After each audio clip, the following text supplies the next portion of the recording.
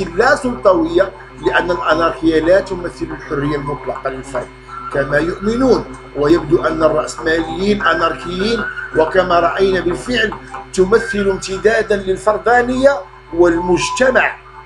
فاللا سلطوية مشتقة من الليبراليين والاشتراكيين، وكلما رفضوا ما هو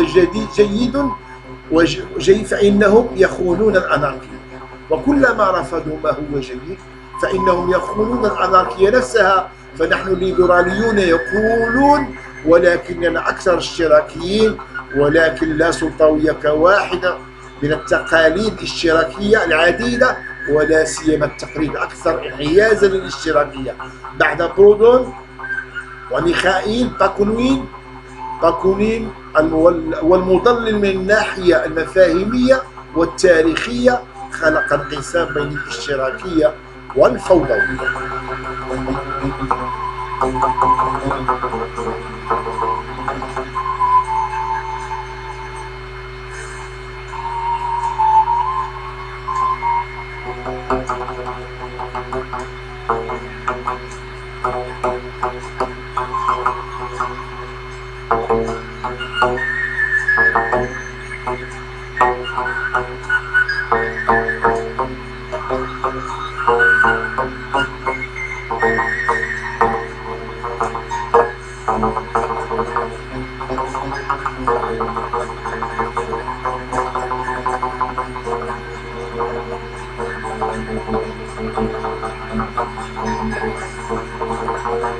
Soir, Lucas, dans le cadre donc de cette enquête, une perquisition est menée au ministère de la Justice.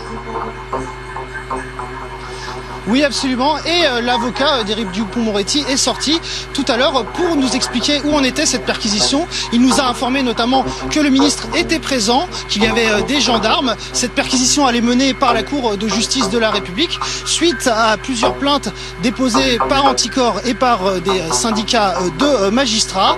Éric Dupond-Moretti est soupçonné d'avoir utilisé ses fonctions pour régler des contentieux avec des magistrats avec lesquels il avait eu affaire lorsqu'il était avocat. L'affaire la plus connue dans laquelle il a eu des problèmes avec des magistrats a été l'affaire dite des fadettes, c'est-à-dire que ces conversations téléphoniques avaient été examinées dans le cadre donc de l'affaire Paul Bismuth, l'affaire où Nicolas Sarkozy était mis en cause, où il a été condamné en première instance à 3 ans de prison, dont un ferme. L'avocat d'Éric Dupond-Moretti est venu nous voir et nous a dit que cette perquisition avait pris du temps parce que des coffres datant probablement des années 60 avaient été découverts par les enquêteurs qui voulaient les ouvrir, sauf que personne n'avait la clé. Évidemment, pour cet avocat, ces coffres n'ont rien à voir avec l'affaire qui est reprochée à Éric Dupond-Moretti. Je vous propose de l'écouter tout de suite. Cette perquisition avait été annoncée mardi soir dans le Canard enchaîné. Nous regrettons évidemment cette violation du secret de l'instruction. Tout comme nous regrettons le déploiement de forces totalement disproportionné auquel nous assistons, puisque en plus des magistrats présents, il y a une vingtaine de gendarmes armés qui participent à cette perquisition.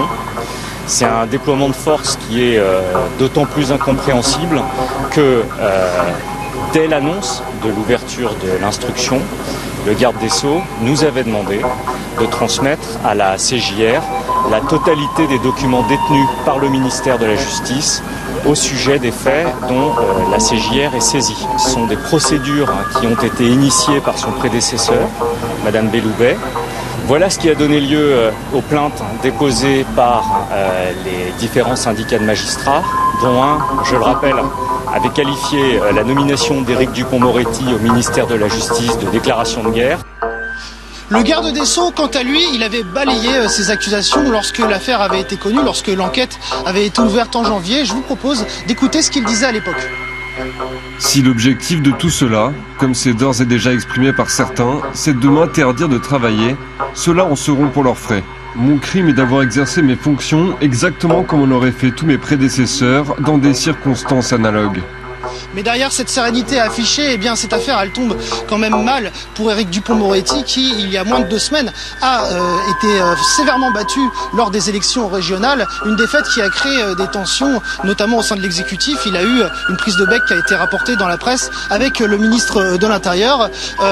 Il y aura aussi, donc, dans le cadre de cette enquête, nous avons appris que Jean Castex eh bien, avait été interrogé par les enquêteurs. C'était le 7 juin.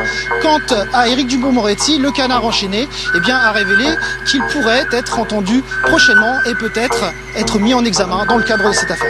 Merci Lucas Léger en direct du ministère de la Justice.